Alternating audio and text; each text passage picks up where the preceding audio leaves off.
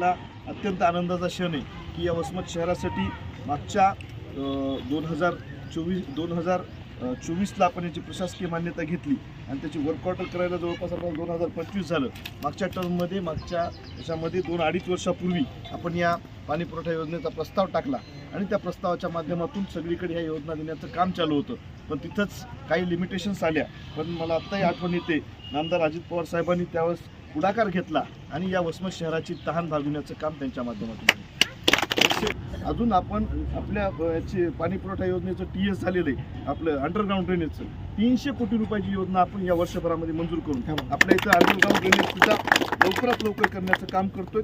ही योजना जरी मागच्या काळात तुम्ही नसताना 1.5 वर्षाखाली याची वर्क ऑर्डर झाली असेल तरी सुद्धा काम आता प्रत्यक्षात आम्ही मागच्या काळामध्ये गोटेवार साहेब आम्ही सगळेजण जाऊन सिद्धेश्वर धरणावर 1.5 वर्षापूर्वी आचारसंहिता लागायच्या अगोदर तिथल्या विहिरीचं कामाचं भूमिपूजन केलं होतं। ते विहिरीचं काम पूर्ण झाले, पण साहेब आता इथं तुम्हाला इथं शहरामध्ये आज तुम्ही पहिली वेळ काम सुरू करताय त्या अगोदर आपण तिथं लवकरात लवकर जर सोलारचं जर हे बसवलं तर आमचा यावर्षीचा पाण्याचा प्रश्न मिटेल। लगेच सोलारचं जर केलं तर आपल्या उन्हाळ्याचे 3 महिने ते हात जाणार आहेत, पण ही योजना पूर्ण झाल्यानंतर आणि तुम्ही जर आता सोलार बसवलं तर आता यावेळेसचं सुद्धा आपण काम मिटवलेलं आहे। सती पांगऱ्याची 1.5-2 कोटी रुपयामध्ये योजना आपण पूर्ण केली, तिथं पण त्याचं पाणी यायले, पण उन्हाळ्यामध्ये आता सगळ्याला तिथं संयमानं काम करून त्या नगरसेवकांना त्या वार्डात पाणी गेलं पाहिजे।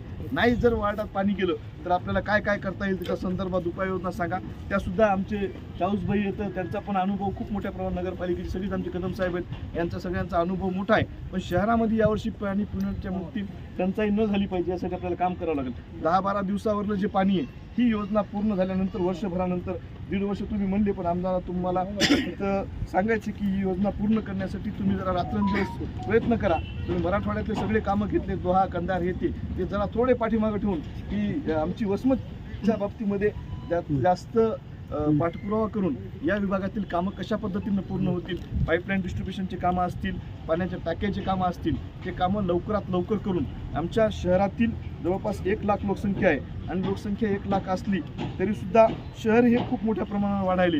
ग्रामीण भागातील लोकांचा इथं येण्याचा कल मोठ्या प्रमाणावर आहे, त्यामुळे नवीन वस्त्या वाढायचं प्रमाण जास्त प्रमाणात झालेलं आहे। आपण त्या बाबतीमध्ये काळजी घेऊन या शहरातील शेवटच्या माणसाच्या घरापर्यंत पाणी गेलं पाहिजे, यासाठी तुम्ही आम्ही सगळेजण मिळून काम करू।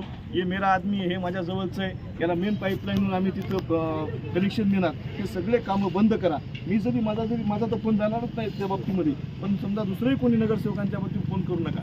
जर करायचाच असला फोन तर ही योजना कशा पद्धतीने पूर्ण होईल, शेवटच्या माणसाच्या घरापर्यंत पाणी कशा पद्धतीने पोहोचेल या म्हणून आपण काम करा। नगरपालिकेच्या नगरसेवकानं या वार्डामध्ये हे माणसं माझ्यासोबत होते, या गल्लीतून मला मतदान पडलं नाही, की असे लहान विचार करणं बंद करा।